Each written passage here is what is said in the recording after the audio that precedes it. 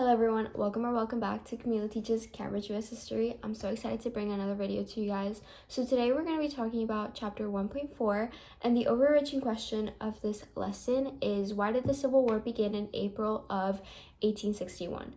So last video we left off at when Lincoln got elected as the President of the United States, and today I'm going to be doing a little overview of what happened after he got elected, and we're going to be talking about the things that led up to the Civil War in 1861.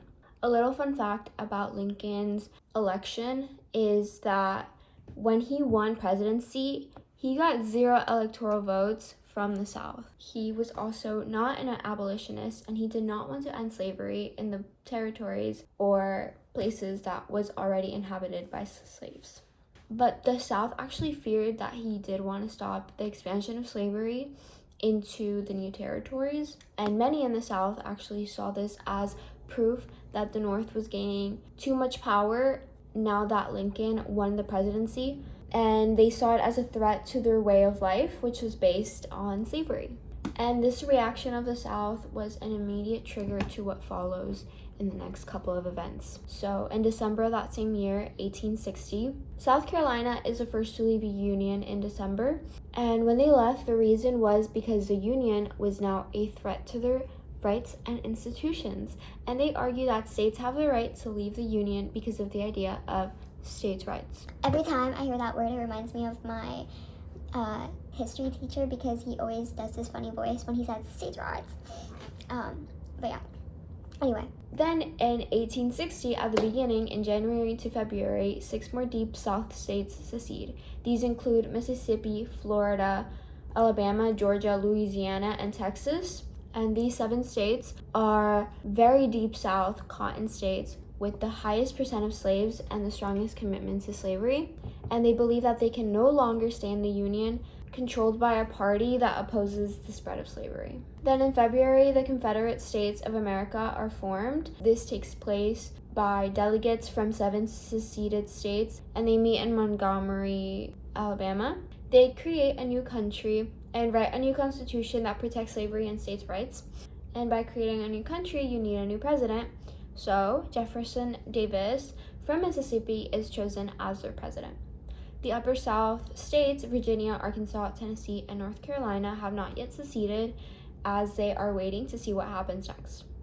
Then in the following month, April 4th, Abraham Lincoln is inaugurated as president, and he gives his first inaugural address. Key points that he makes in this address is that the Union is permanent and no state has the right to leave the Union. The election was fair, and it does not give a justification to leave the Union.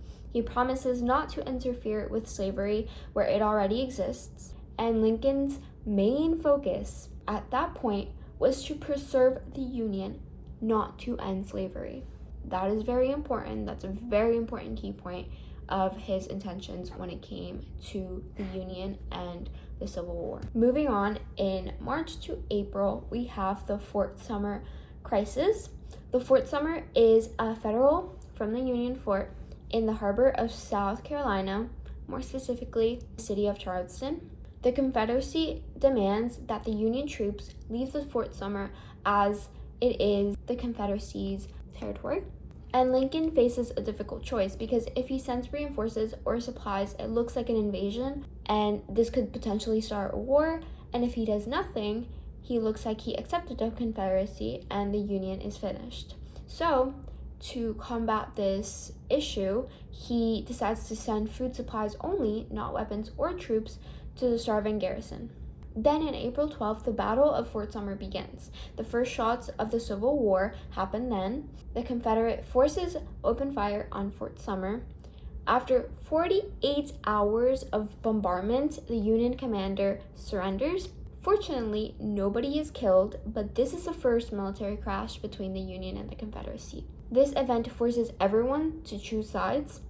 And then in April to May, 4 more states secede. Virginia, Arkansas, Tennessee, and North Carolina now join the Confederacy.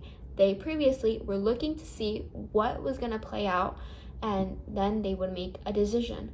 But They refused to fight with their fellow Southerner states or allow Union troops to march through their land. Now that these 4 states secede, the Confederacy now has 11 states to their side.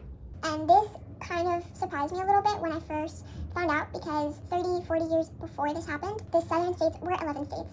So it's just crazy to think about, like, kind of the alignment that this whole thing played out to be. This is the end of chapter 1.